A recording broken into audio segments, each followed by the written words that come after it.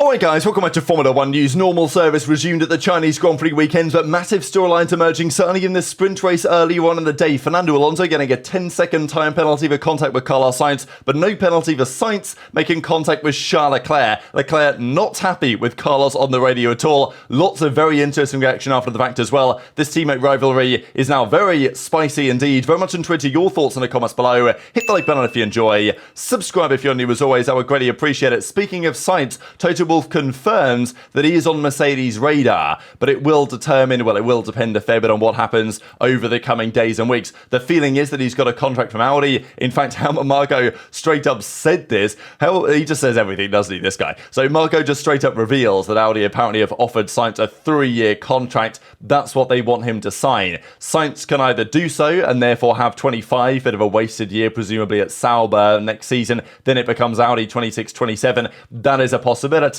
But I think that Sainz probably would prefer the Mercedes or the Red Bull seat for next year. And honestly, based on qualifying today, at least, a couple of these sessions, I wasn't sure that anybody wanted this Red Bull seat. But Checo Perez again comes through and delivers a very solid qualifying performance, as we shall dive into. But we've got to talk firstly about the sprint race, because man, there were some interesting storylines here. The first one began at the start. This is Lewis Hamilton getting a phenomenal launch off the line, already up the inside of Lando Norris. So Hamilton, in the wet conditions, put it front row yesterday. Lando put in that crazy good pole lap that was deleted and then reinstated. We talked about that in some depth yesterday. But Lando gets a poor start, and honestly, pretty surprising that Hamilton got such a good launch, just because on this side of the track, it's usually harder, because that's not where the rubber is, because it's not the racing line coming down into turn 1, but Hamilton gets a great launch. Lando is now in an interesting spot. Now, this is the reason why, despite the fact that Lando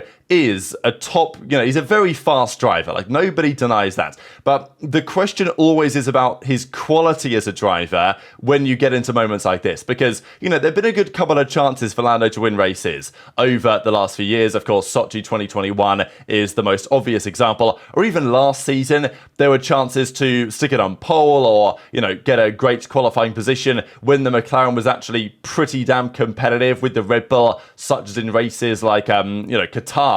Qatar, I think, was winnable, honestly, last year if Norris didn't bottle the qualifying. And again, we go into turn 1 and Hamilton's on the inside, gets the preferential situation.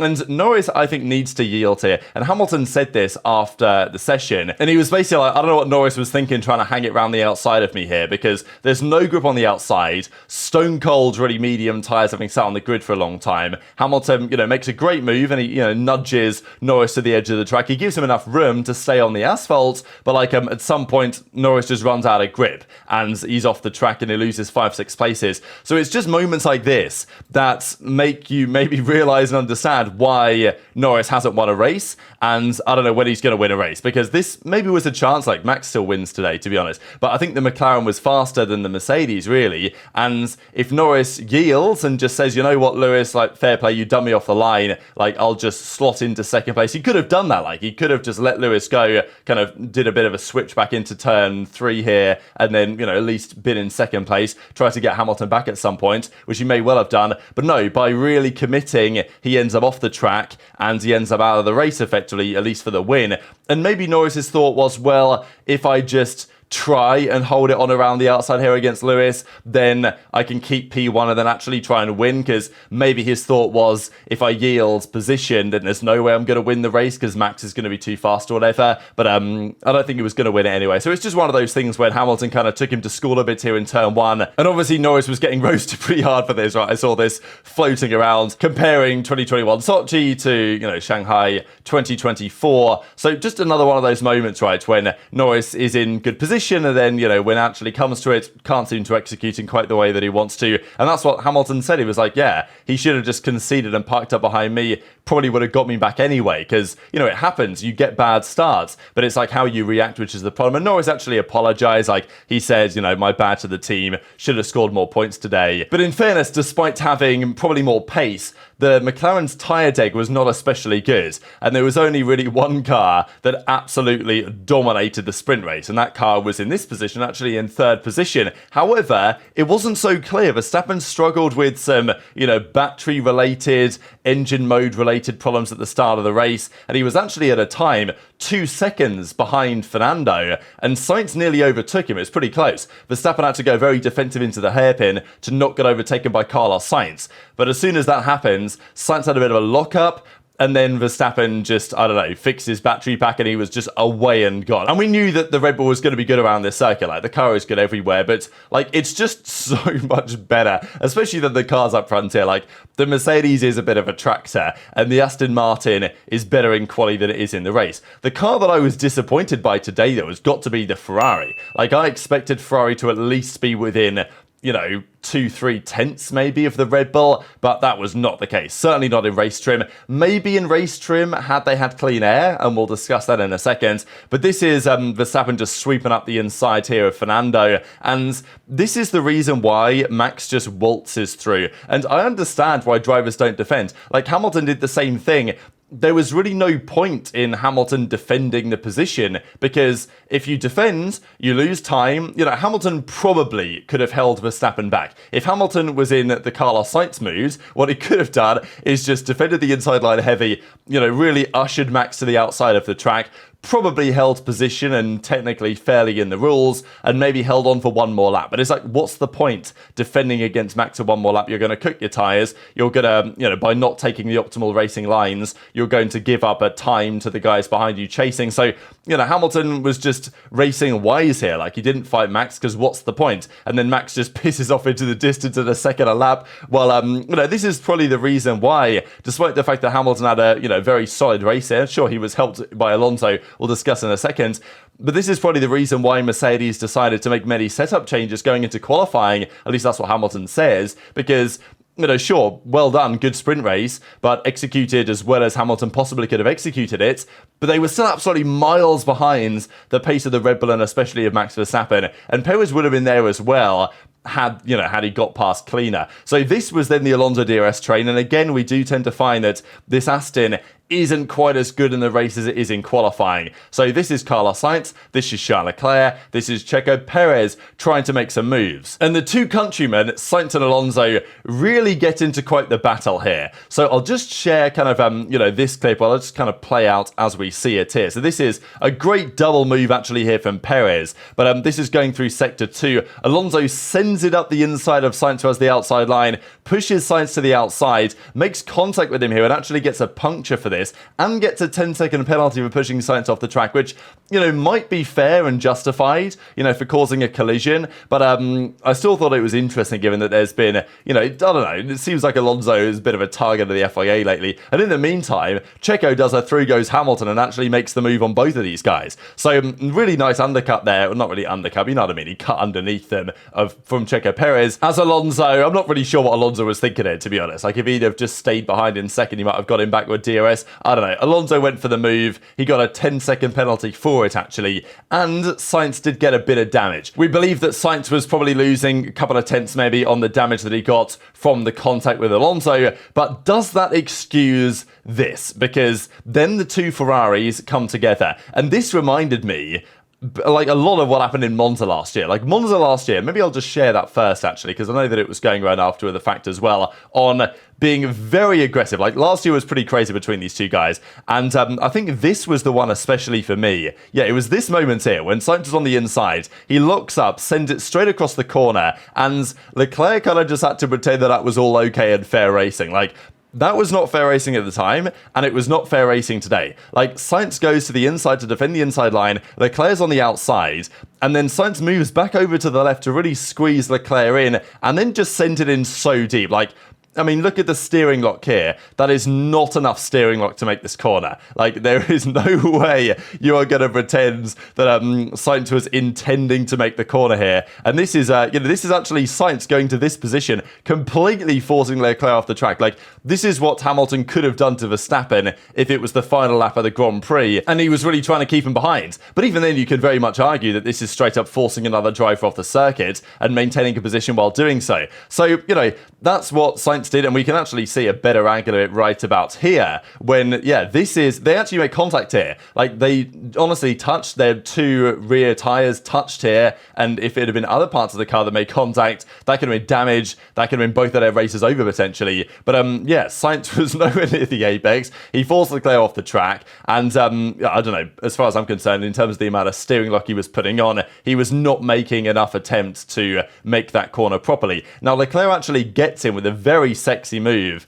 on the first corner. Sure, Sainz had a bit of damage, so Leclerc was maybe expected to go through, but the level of fighting here was surprising, right? It's a sprint race. There's qualifying in a couple of hours. You probably better not crash your car and do too much damage. And Leclerc, after this battle, was on the radio like, what the F? What is this guy doing? And actually said this: let's speak after the fact. We're fighting more. He is fighting more me than the others. But anyway, right? So this is pretty spicy stuff. This is kind of, if you watch Ocon versus any of his teammates, this is what he does. Like, Ocon would prefer, he doesn't care Ocon if he's 19th. Like, if he's beating Gasly, he's a happy man. Maybe that's not fully true, but sometimes I get that perception. And I don't know if it's the same story here with Sainz, but the way that they fought last year, and also maybe this shows you, I know, okay, Hamilton didn't have a good qualifying, so people all of a sudden have flip-flopped again from, oh, Hamilton, yep, Ferrari definitely aren't regretting that, to all of a sudden, oh, well, maybe Ferrari are regretting the Hamilton move. Like, whatever you think about that,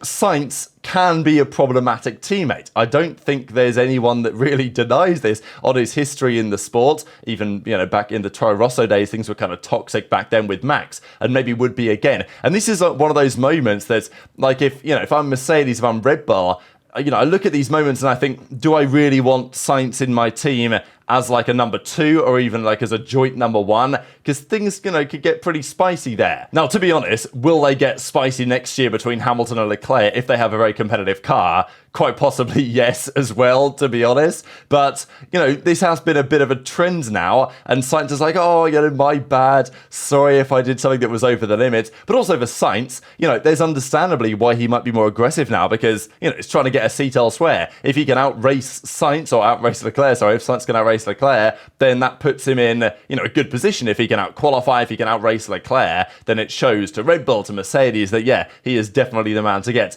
But I think he did make a couple of mistakes today, and Sainz says, yeah, we're all racing hard, and I had damage and dirty tyres, so that affected me. But I don't know, to me that's the same excuse as when he said that he had the sun in his eyes back in Australia 2023. Like, I don't think he was really attempting to make that corner. And this is the other point that people are obviously throwing around here, and for good reason. Like, what are you going to do, I'm forced Leclerc off the track, I'm battling hard to my teammate in a sprint race when he has a faster car and, doesn't have damage, for example. Maybe I should have just let him go through. What are you going to do? Fire me? Like, you're only getting rid of me for next season. But I think it is potentially a bit telling, and even Nico Rosberg was pretty, just straight up said it really on the broadcast that he doesn't think that was fair and thinks that Sainz should have got a penalty for it. And then Leclerc replies and says, yeah, I think it was aggressive, too aggressive. Carlos was over the limit today. In the past we have had fights, sometimes I was over the limit, sometimes he was over the limit. Today was on his side. We've got to discuss that. Got a great relationship, no worries. I think we'll clear the air. But I don't know if Carlos Sainz wants to clear the air, because he hasn't, until Sainz has a seat locked down for next season, he is going to continue being very aggressive. And, maybe that's even to his detriment if you're another team, if you're Red Bull, for example, maybe not wanting someone to be that aggressive with your teammates. But, that's how it goes. Leclerc actually had, on the numbers, the second fastest race pace of anybody. And the Ferrari was closer maybe than it appeared because they were stuck in traffic. But Verstappen had 8/10 on the field, pretty much. Like, that is just the level of the Red Bull around here, and also Max's dominance right now in the sport. Like, Hamilton was 5th fastest, but held on for 2nd because of all the battling behind. And then, yes, maybe surprising that the McLarens were just so inconsistent. Their deg was actually really bad, the McLarens, compared to anybody else. And even Max's deg was pretty non-existent, I'm not going to lie. So, yeah, it's a foregone conclusion what happens tomorrow, even regardless of the Parc Fermé changes. That was the other thing this weekend. So, sprint ends, well done. Max wins, Lewis seconds, and Alonso was all the way at the back of the field after having to pit after a puncture and then getting his penalty as well. And then Perez managed to get into 3rd. But after the sprint, the teams had the opportunity to change parts of their car, to change the setup ideas, to try and improve things. For some teams, maybe that worked. For some teams, maybe it didn't. And, I still feel like the sprint, despite the fact that it was rather entertaining, the sprint race, probably mainly because the qualifying was very interesting and the grid was mixed up somewhat, it's still shown us what we're going to see tomorrow. Unless, the Ferrari, the McLaren, they've made setup changes to make their car more competitive in the race, then maybe, but I'm not so convinced. I still think we know who the winner's going to be tomorrow, especially having watched the sprint race. This is Logan Sargent as well, by the way. Again, sending it into a spin and off the track. I don't think they'll replace him mid-season, but I think they would be justified to do so. But the big story, certainly a Q1, was Hamilton out. So he just gained P2 in the sprint race, comes into qualifying, and has really just one good attempt at the end of it. Now, it was a super tight qualifying session. Sergio Perez was very nearly out as well. Yuki could have knocked him out, but actually didn't have the pace today. And Yuki was wondering why. Yuki was asking his team, hang on a second, that lap felt much better than a P19 lap. So maybe now it's Yuki that thinks that his chassis is somewhat problematic because all of a sudden Ricciardo's outperformed him a couple of days in a row. So that's a good sign for Ricciardo. But Perez was right on the line here as well about making it through or not. He had a bad start to qualifying with 7 tenths off. Hamilton ended up 8 tenths off the pace, and that was the difference between P1 and P18, which was crazy to think about. Super tight session. But yeah, Hamilton made one mistake on his hairpin, and I think he lost about 6 tenths from that. He would have probably been right up here, but he wasn't, out in P18. So, what a crazy session. The funny thing is for Lewis is that I don't really think this guy cares that much anymore. He knows the car is trash, and that is the point that, sure, he did well in the sprint. Obviously, qualifying was the big thing, and he managed to hold on for second place in the end. But they were still losing a second a lap to Verstappen. So Mercedes seemingly thought going into quali, we've got to try something, And that's what Hamilton said, that the team and himself, they made massive changes going into quali because they're still experimenting with the car. And, I know that Nico Rosberg said that it was an excuse, which maybe it is. But at the same time, I don't think he's lying about making the changes. The question would be why are they still making the changes? Especially because you would think, you've just done a massive sprint race and you've done a qualifying session for the sprint. You would think that if you're going to make changes, they're probably going to be good changes. You'd think you could change things and it would actually work. But no, apparently anytime Mercedes change anything, it fails. Because, basically said, yeah, the car was better in some places, but was worse in others. And even after the sprints, Hamilton clearly wasn't particularly happy with the car. He was talking about the performance in the low speed was really bad in the sprint race. And he said, yeah, we made some setup changes. I thought, surely it can't get worse. And it did. So, and he was honestly laughing about it. I know that Hamilton it's just funny watching him in these interviews because he's obviously frustrated being P18, but also he's who cares? The car's trash. What am I meant to do with it? I've managed to get a podium and a second place in the sprints. That was as best as we were going to achieve. And even Russell, with seemingly a better setup, put in a good lap, but it just wasn't good enough. And we'll see that in a second. So Hamilton's yep, the car's really different. We changed a lot. Hope it rains now. Needs to, the rain does. Need everyone to do it if he wants a chance of kind of replicating what he managed in qualifying on the Friday. And yeah, as Hamilton says, we had very similar cars in the morning. We went different directions, and we've got to try and find something, but it didn't work. And even going different directions for George didn't really help him massively either. But Carlos Sainz's second mistake of the day came during Q2 of qualifying, when he actually made a pretty big mistake in the final corner, just carried too much speed, went onto the gravel, kept his foot in, and then spun it out, hit the wall, broke his front wing, kind of ruined a couple of laps actually coming up behind him, and then he makes it back to the pits. However, the car was actually perfectly fine. Got to be said as well, Leclerc and Sainz both in the wall in both respective qualifying sessions. That Ferrari not looking as hooked up as I expected it to be, and Q2 ends like this. So Ocon, Gasly, Albon, Ricciardo and Stroll kicked out effectively by a masterclass in Valtteri Bottas. I know that Bottas was actually saying this to the media the other day, that he feels like his performances lately have been overshadowed just because the car isn't that good. But he feels like he's been killing it. And honestly, fair enough. Bottas did a great lap here to put it into Q3. I was very impressed. And despite only being P10 in the end for Bottas, Q3 was actually really entertaining because everyone was putting it seconds. Alonso was P2, then it was Russell P3 or something, then it was Sainz. Every single driver that crossed the line got better and better, pretty much. And then Verstappen obviously just dunked 3 tenths on everybody. And Perez, fair play to him, because he had a bad start to qualifying, and look, it's still 3 tenths to Max. But that's fine when Max is is putting on pole every time and has a massive margin on the field. So yeah, another front row lockout for them. A mistake from Sainz, obviously, in the qualifying session, gets pipped here by Leclerc by a fraction, but still, Ferrari 6/10 off the Red Bull. That's not where they would want to be around here. Like, they thought this circuit was going to be pretty good for them.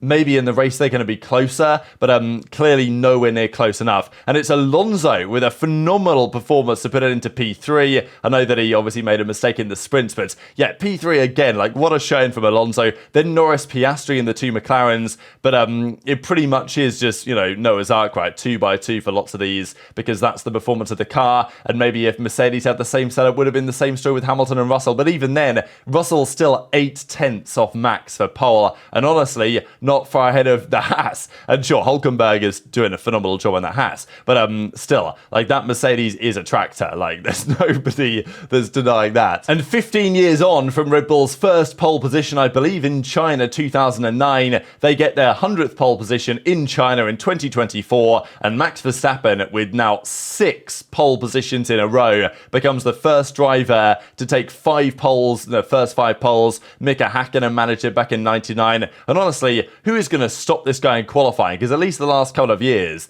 the Ferrari has been a good quali car. This year, there's no one in qualifying that can get close to the Red Bull right now, and that usually is a foregone conclusion come the Grand Prix as well. So very much interested in your thoughts on all the drama of today. Hit the like button if you enjoyed, subscribe if you're new, take care, and I'll see you next time.